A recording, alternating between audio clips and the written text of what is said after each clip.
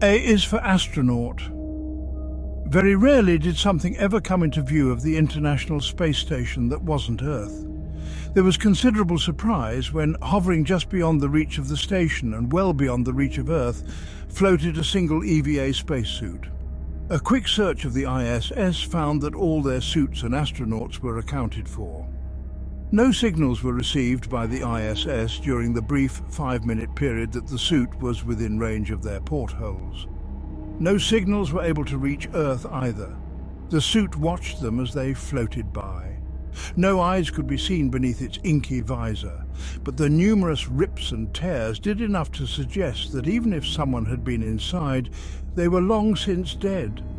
That's what they thought before the suit waved to them, just before it fell out of sight. B is for beach. Tommy was playing in the wet sand. His parents had, again, turned their gaze from him to each other. This trip would have been so much better, they both secretly thought, if they didn't have to babysit little Tommy. He was much too rambunctious to handle on a good day. All the excitement from the trip made him unbearable. So they didn't notice when he started calling their name. He couldn't resist. The biggest, most awesome cave had just been found, and he needed Mum and Dad to come look. It was taller than him, lopsided and drooping, but he thought it was a masterpiece of beach engineering. Little Tommy noted, as he was supposed to, that it was exactly big enough for him to fit inside. His parents didn't even notice as the cave collapsed back into the beach like a wave and sunk below the sand. Tommy was gone.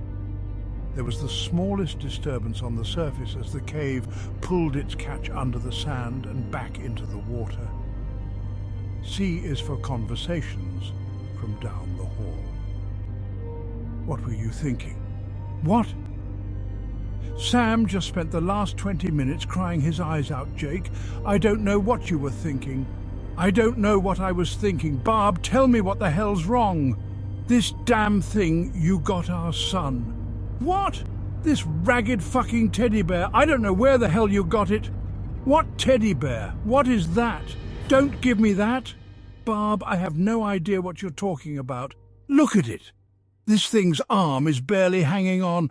I'm surprised it doesn't have bed bugs or STDs or something. It looks like you pulled it out of a swamp. Ugh, it's disgusting. I want a hug. Well, don't drop it on the rug. It's going to leave a fucking stain. Well, it's on you. I don't blame Sam. It's so creepy. Did you hear it? You couldn't even put new batteries in the thing?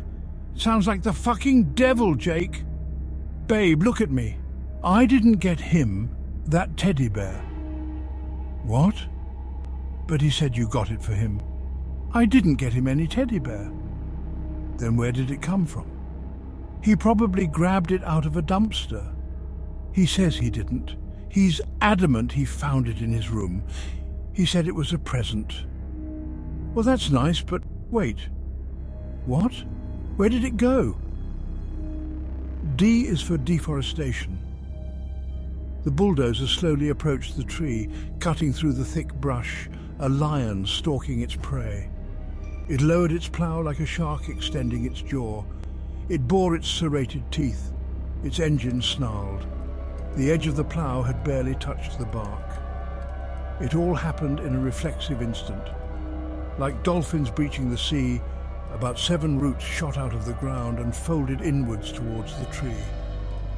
They found solid ground, raised the trunk from the soil, and then the jointed arachnoid legs carried the tree swiftly away. Its banshee howls echoed as it disappeared into the depths of the rainforest. E is for exercise.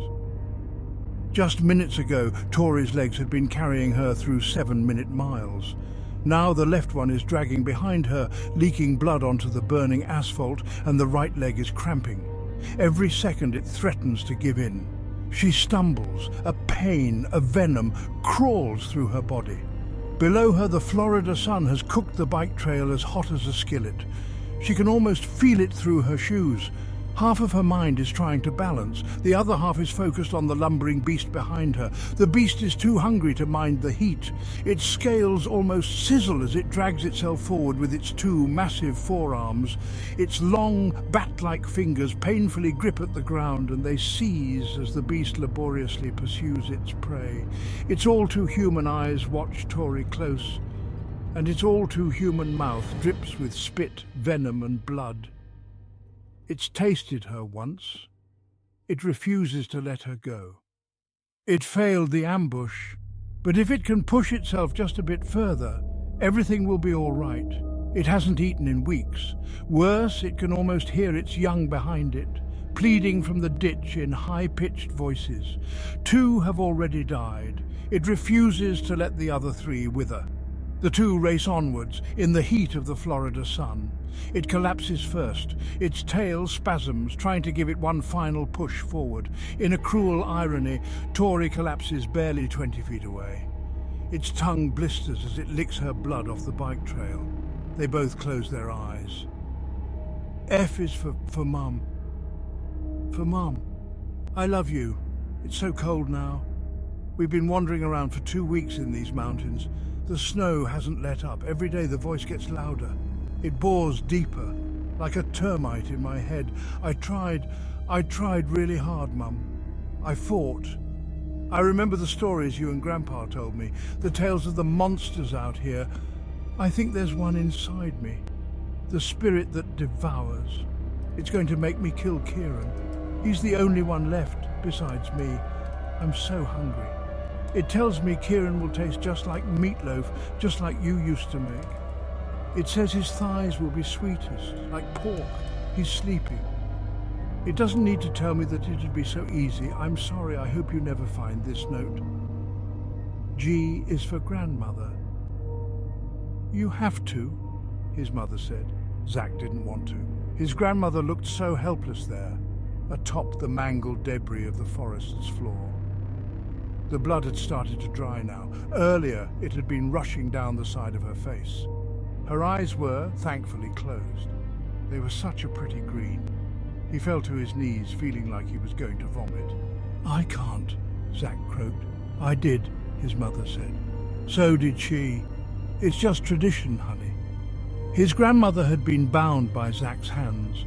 She'd felt so old and fragile beneath his fingers as he worked. He'd been the one who brought her down too. He'd hunted her all throughout the thick pine forests behind her house. He had no choice. Next to her bleeding visage was a knife. It was the same ceremonial knife she'd almost driven through his heart not minutes ago. She'd cornered him, and had she not slipped on the leaf litter below, he would probably be dead. In his hand, clenched tightly still, was the rock he'd used to take her down. He had taken advantage of his good fortune to bring the rock down upon her brittle skull. He had won. Now the spoils were his. The honor was his. How? Zach asked. It isn't nearly as hard as it seems, she said compassionately, especially if you could know how proud she is right now. She looks so... Zach started. Yes, his mother knelt beside him. Her smile was sincere. But you've proven yourself worthy to be called her blood today. Just as one day one of your children will prove to me, and your grandchildren will prove to you. His mother stood back up. She watched him as she had watched him throughout it all. Besides, she said, she thought this would never happen. All 3 of your siblings before failed, so enjoy it, Zach. You never liked them anyways. His siblings had been dead for years. Not one of them lived past 13, but Zach would. He dropped the rock. Shamefully, he allowed his mandibles to emerge from within his mouth. It felt wrong. It was as if he'd suddenly become naked in front of his mother. He turned from her, but she placed her hand on his neck. It caused a reassuring chill to course through his skin. It felt good. His grandmother was still breathing as he bit into her neck. She smiled. H is for Hunter. The buck collapsed. He was pleased with the clean shot. It was perfect, through and through. Leaves crunched as he approached. The noise caused the buck to struggle. It writhed and it moaned in seemingly complete misery. It was only when he got close and he raised his rifle that the hunter noticed it wasn't the buck struggling. There was something struggling to get out of the buck. Beneath the fur, something massive thrusted, and through the wound crawled skeletal phalanges. The hunter dropped his gun as the skeleton emerged from within the deer's warm flesh. It stood, and it watched the hunter flee with empty sockets. It gave him a head start. Eyes for Into the Hatch. The following excerpts are from an oral account of the events that transpired during the spring of 1977 involving the disappearance of Chuck Shaw near Bow, New Hampshire. Witness is Robert Athens. Why did we make him go in? We were all, 10, 11? Of course we bullied him into it. Chuck was a runt. He was the runt. Of course we made him go in.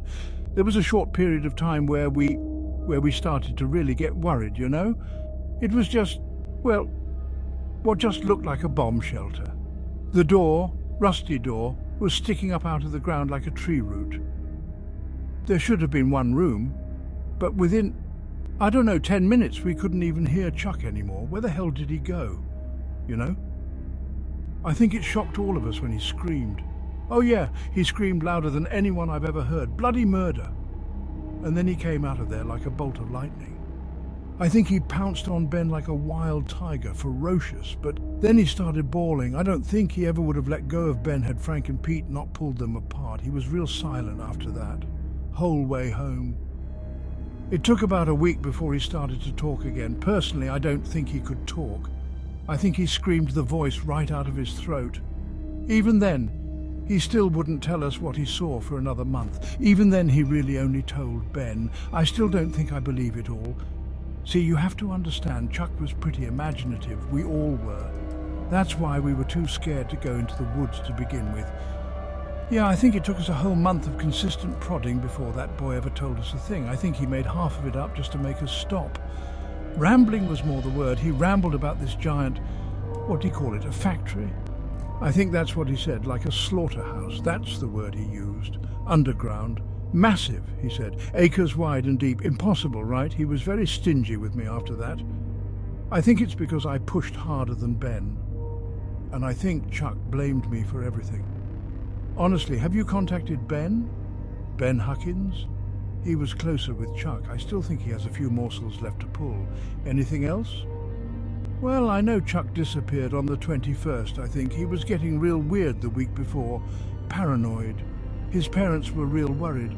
I've never seen any 10-year-old act as freakishly as he did. He went missing on a Wednesday. Of course, Ben did too, but the difference is they found Ben. He was in the woods wandering around. He claimed he knew nothing. They tell you that? Did Ben tell me anything? Yeah, Ben told me a little, and I told all of it to you. I think he knows far more than he has ever let on, though. Every bit of it was crazier than anything our little Chuck ever said, though. Those woods will drive you crazy. You should talk to Ben. J is for Jersey's devil. His girlfriend kicked him. Look, Ron, she exclaimed. There's a deer outside our tent. Sure enough, as Ron came to and he put on his glasses, he saw the outline of a deer painted across the tent by the light of the full moon. I didn't know deer sat like that, Ron noted, pointing out how the shadow sat on its hind legs exactly like a dog. Shush, his girlfriend said. You'll scare it away. But it wasn't spooked. Instead, the shadow on the tent was still. In the quiet, Ron was quickly aware of the shadow's breathing. It was coming in raspy and fast, heavy. It sounded almost pained. What's wrong with it? He asked. His girlfriend couldn't answer. Her jaw had dropped, voiceless, as the shadow on their tent stood up and spread its bat-like wings. Its breath became hot as they all screamed. K is for killer.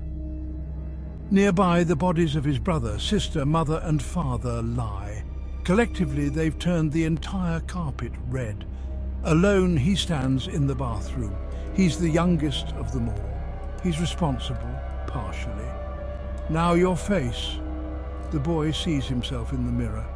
He has cuts all up and down his body. Blood seeps, yet his face smiles. It's his face, but not his smile. His face is still unmarked. Do it across your cheeks.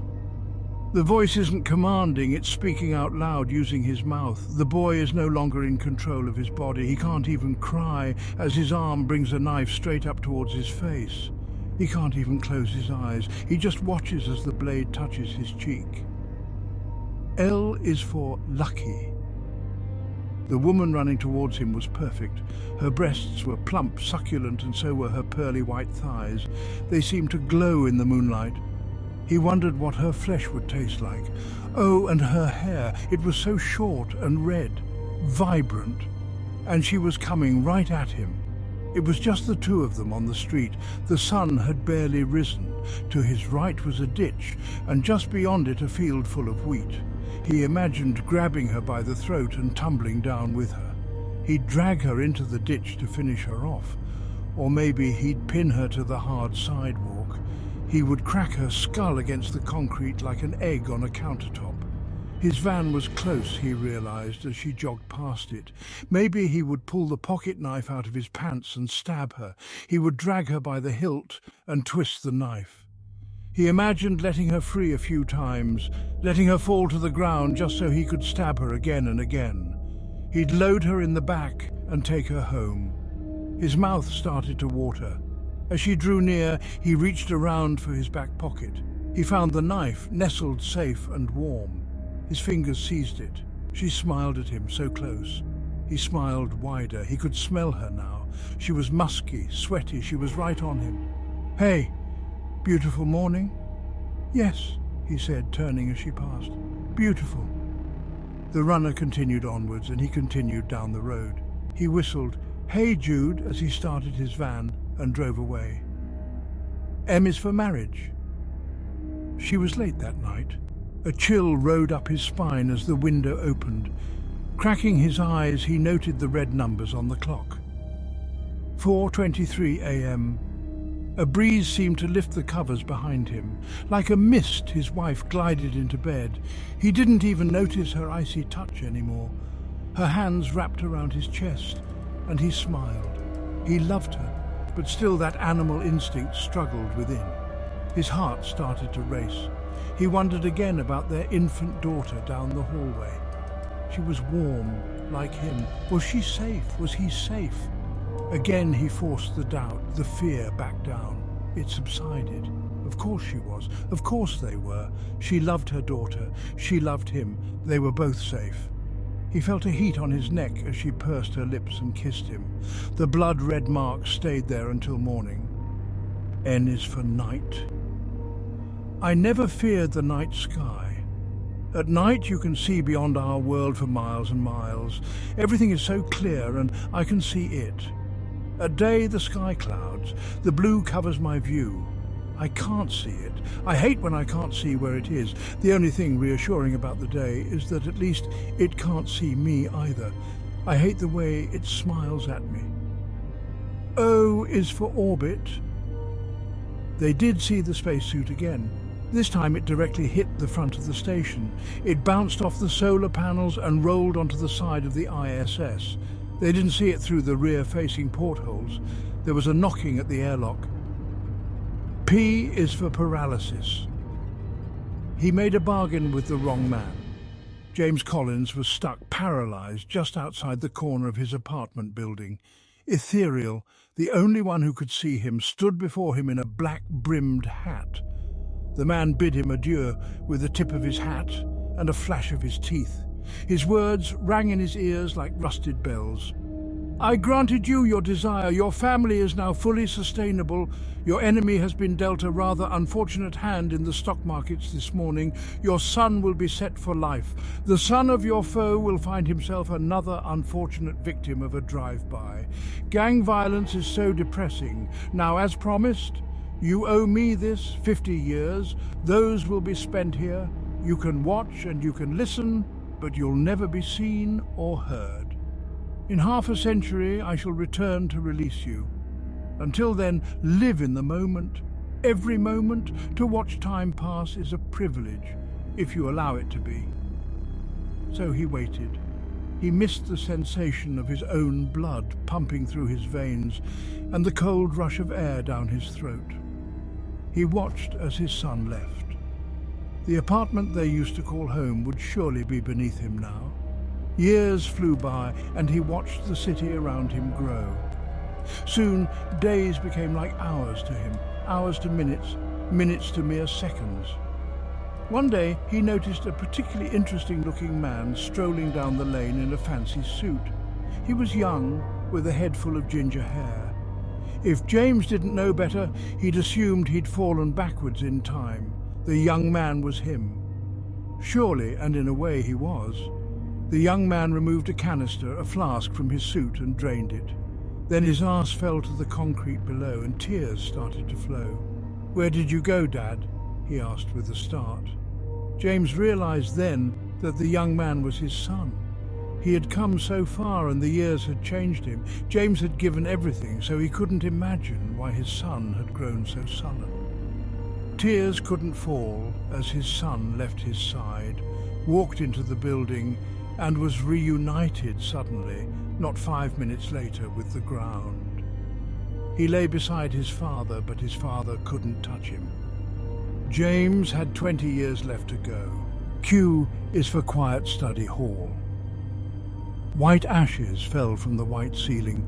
They danced in the air around his head.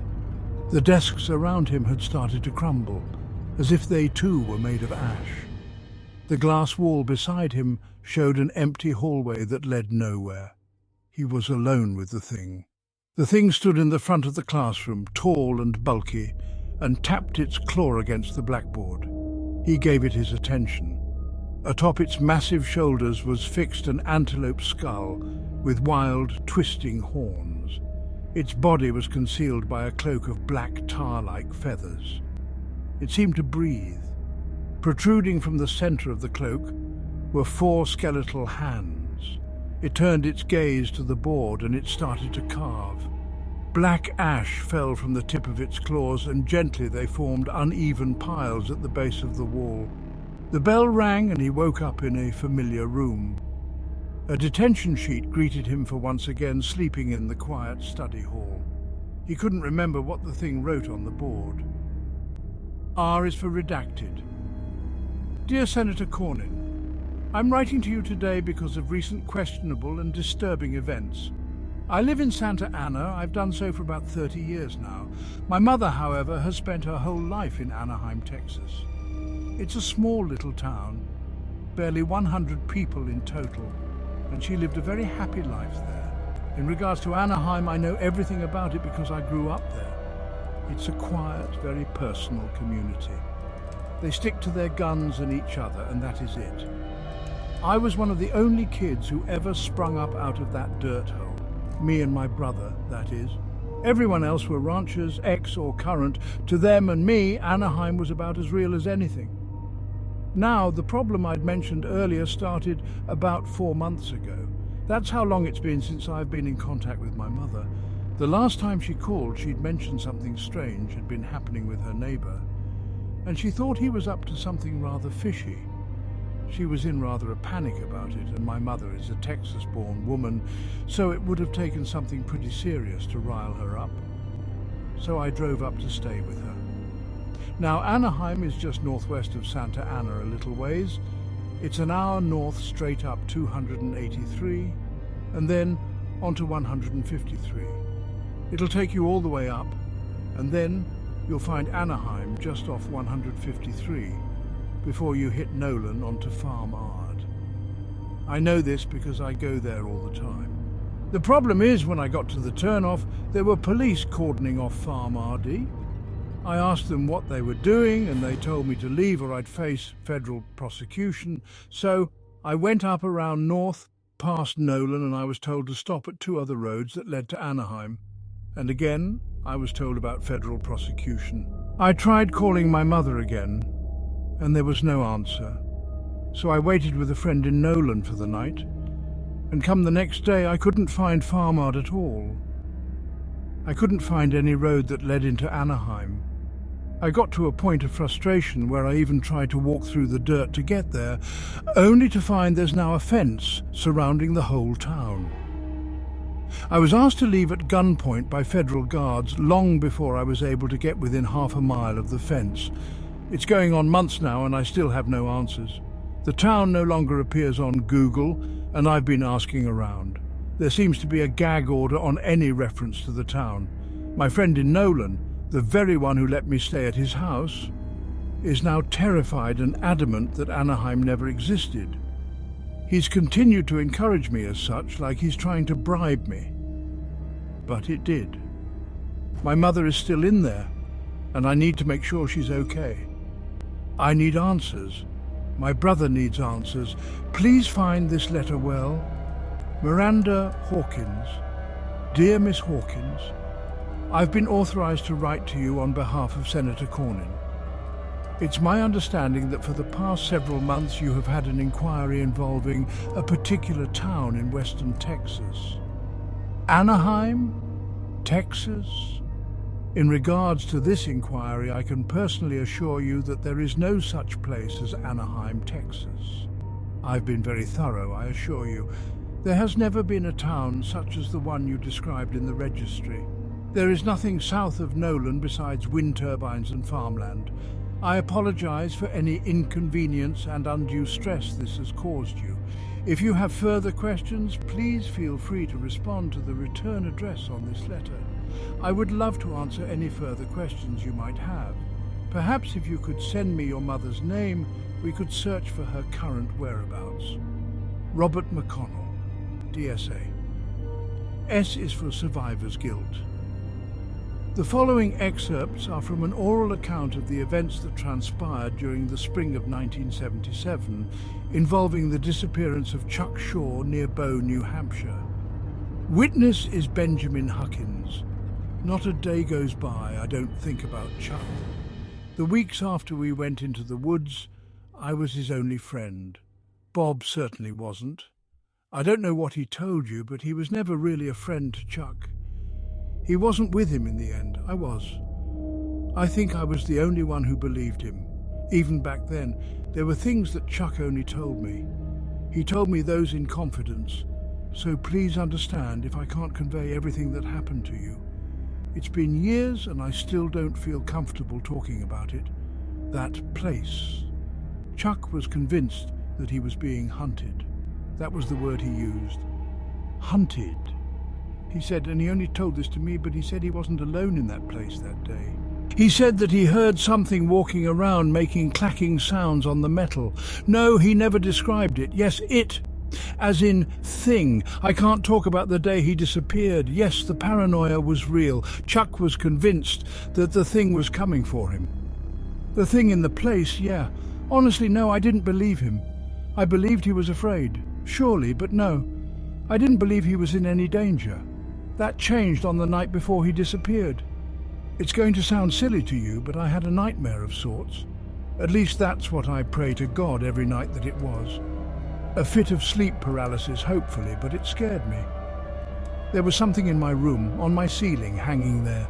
It blended into the shadows like a tiger blends into the damn jungle. It wasn't watching me so much as it was smelling me. I could hear it breathing, heavily. It was sniffing for a good 10 minutes or so. It then decided I apparently wasn't worth its time and just crawled out of my window like a centipede. I woke up after that. At the very least, I sat up. Chuck went missing the next day. I'll tell you what I've told everyone for years. Yes, I saw him that last day. I tried to help him. I ran so deep into those woods, I just wasn't fast enough. No, I don't think it was actually a nightmare. But I can still pray. T is for TV. He knew what would happen next. The room glowed from the light of the television as he fled into the hallway. He pried open the folding closet doors, and once he'd squeezed inside, he tried to shut it. The edge of the door skinned his foot, but he didn't dare cry. He heard the static. The TV was still displaying the same scene. Headlong view of an empty road, empty fields on both sides. Cornstalks lay decomposing against the dirt. Something stirred on the right side beneath a pile of stalks. Moving his foot, the boy continued to pull the door shut. It hit the other side, the other door, too hard. The other door opened a smidge, allowing light from the hall to fall inside the closet. A moist sound came from the television. Something had come onto the road. It stumbled forward. Its shredded arm reached for the screen. The boy cursed one of the curses his daddy had taught him as he reached for the other side. The other door was closed flat, but the one in front of him still bent at the joint. The smallest sliver of light shone on his tears. The thing crawled out of the TV. He stopped moving when he heard it growl. Each footstep was highlighted by a moist padding sound as the thing limped out of the room. The boy didn't dare move. Through the crack, he watched the hallway. Light from the TV room around the corner still reflected off the dark wall and into the closet. Something blocked the light. U is for ugly Christmas sweater. The intent was for it never to be worn again. Rachel, fueled by a fear and vengeful rage, spent all night sewing onto the damned thing horrendously misshapen patches of ugly wool and uneven strips of velvet. The arms and ends were held down tight by large textbooks and unwrapped presents. On the front, she'd cut up one of her own Christmas sweaters. The damn thing was horrendous, and that meant it was perfect. She placed the image, a redneck Santa Claus who wore a red Duck Dynasty hat and a sleeveless white t-shirt, dead center. And she did her best to rip and tear at random stretches of exposed sweater. By morning, the lump of a shirt was nearly unrecognizable. Chunks of sewn-together pieces formed what could barely be called a shirt. Rachel laughed at it as she dragged it away. She went to the front porch and she dumped it into her trash. She heaved a large potted plant on top of it, just to be sure. Her attention finally fell back to her husband. He lay in the same place he'd lied for the last 8 hours. She sat down next to his body and she cried as the sun rose. The light illuminated his mangled form. His chest and his back were gone. The flesh had been stripped away. The damn sweater had pulled them with it when Rachel had pried the thing from her still screaming husband. She had looked inside the sweater, but couldn't find her husband's skin. She laughed, imagining the sweater in the trash can. She couldn't burn it, so this would do. She thought she could hear it banging. It was surely hissing at her. "Merry Christmas," she called to it mockingly. Her job was done. It was a shame, too. It had been so beautiful before. After what she'd done to it, though, no one would ever wear it again. V is for Velociraptor. The museum was quiet when Billy snuck out of his father's office. His father was the curator and had to take Billy with him for his late night. The sun had set, and Billy was too young and energetic to let an office hold him. For a kid, it was the greatest feeling in the world. He ran through empty corridors and exhibits. Only twice did the lumbering security guard almost spot him. It didn't take long for Billy to find himself in the dinosaur exhibit. The models to the 12-year-old stowaway were so incredible. They were beyond compare and larger than life. He assumed they'd always be that way, at least that's what he'd thought before. Tonight was different. He wanted to feel the awe, but he couldn't. Something felt off. He lost interest. He took off down the hall. Running again out of a primal urge, he raced through endless stretches of granite halls before he turned a corner. He paused, stumbling forward from his momentum. There was an exhibit out of place. A skeleton model stood not 30 feet away from him. A Velociraptor mongoliensis skeleton stood in the center of the shadowed corridor. Its neck was craned like a bird. The white bones were significantly shorter than Billy. A Velociraptor only ever grew to about a foot tall and about 6 feet long. Its arms hung, folded against its ribcage, and its long, toothy snout was turned just to the model's left, straight down the corridor towards Billy. Billy, forgetting for a moment it was only a skeleton, tried to match its placidity. He had the strangest need to not startle it. His breaths came in intervals, too sudden and too loud for his liking. He truly believed it was alive, or at least he pretended it was. How else could it have gotten there? But that was just his imagination on steroids. Surely it hadn't gotten there on its own. Then he noticed the model's ribcage expand and contract as if it were taking breaths. The model's head tilted slowly. It was almost a curious motion. Billy was no longer frozen by choice. As their staring contest continued, the raptor continued to tilt its head. Left, right. The raptor was trying to figure what to make of Billy, and Billy wasn't sure what to make of the raptor. Billy found his control once more. He was aware of a twitching in his right leg. He managed to move his foot back. To his shock, the raptor responded in kind. It stretched one of its legs forward. The long, sickle-like claw on its medial toe clacked hard against the ground. The sound seemed to echo through the hall. Billy shivered. He took another step. Again, the raptor followed. Its gait was significantly longer than Billy's. It seemed to bounce forward with each step. With each step Billy took away, the raptor would still get closer. So Billy stopped. So did the raptor.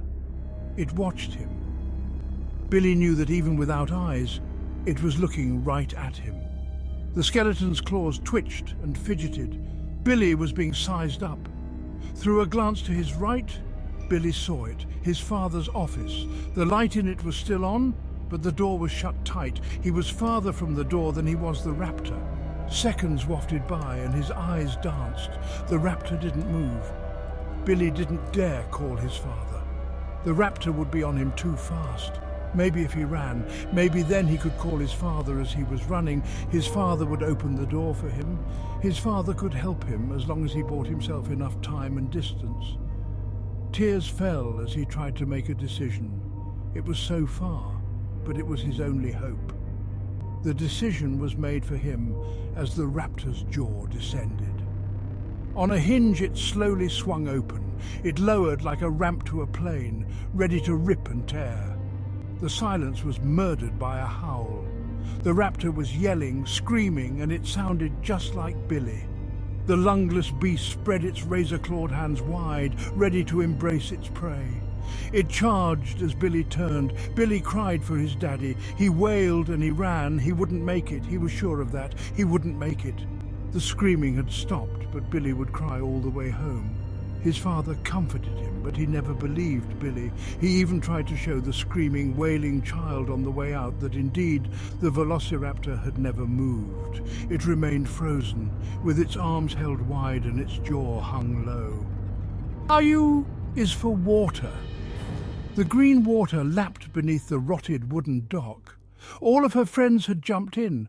Now only Emily stood there, awkwardly covering her naked body. It wasn't the boys that made her hesitate, nor her own nakedness. There was something off about the water. The green seemed to be all there was to it. The surface was thick. Nothing below the putrid colour showed. She wondered how deep it was. Davy was in just a few feet from the dock. He was taller than she was, and the green seemed to wrap around his throat as he bobbed up and down in the waves. "Come on in, Em!" They laughed and splashed. Jill was getting close to Alex again. Alex was Emily's. Jill was too close, but Emily didn't dare move. The sickly water had hold of them both. It had pushed them together. It wanted her to jump. The waves seemed to thicken. Looking again, the singular pale green split into millions of particles. Each one swirled in the water.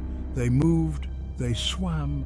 Her mind imagined each piece as a spider. She imagined if her friends could feel them swimming. "Em?" Davy asked. Emily didn't hear. She could only imagine sinking under the thick mucus green on the surface. She could feel it pry open her mouth and pour into her lungs. She exhaled audibly before running from the dock. "What's wrong with Emily?" asked Alex. "I guess she just doesn't like the water," said Jill as she touched Alex. Emily cried behind a tree as the water dragged the three friends under. X is for xenophobia. The International Space Station fell to Earth. It crashed into the middle of the Indian Ocean in the early hours of the morning. As the pieces sunk, no bodies emerge. A great white shark still comes. It smells blood.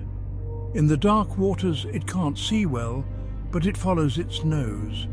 Sharks have an excellent sense of smell, and they have even greater tools for hunting. On the tip of its snout, paws called the ampullae of Lorenzini guide the shark based on electrical impulses. They can pick up the smallest electrical fields. With their specialized sense, they can detect even the smallest heartbeat of prey. There is no hiding from a shark. It searches the wreck. It smells the blood, but through the sinking, mangled pieces, it can find nothing edible. The shark starts to pull away, when suddenly it picks up a faint signal slightly above the wreckage. Its electrical senses tingle as something passes by its nose. The moonlight only offers the briefest glimpse. It looks edible, and the shark's lateral line can detect its movements. The predator's mind tells it that it's prey. With a quick motion, its gums extend from its jaws and its eyes roll backwards into its head. It's a basic reflex to protect them from injury. It doesn't see as it brings its teeth closed on a limp astronaut suit. Its tongue feels the thing in its mouth and it tastes blood on it. The shark begins to thrash its head back and forth. Its serrated teeth try to dig into the leathery mass. They can't manage cut it. Suddenly the shark's ampullae of Lorenzini cry out in pain. A tingling causes the fish to writhe and its jaws to spasm. It feels aching in its head, coming through its many teeth. It can't release its catch. It still tastes blood, but now most of it is its own. Its jaw stretches as something emerges from the suit.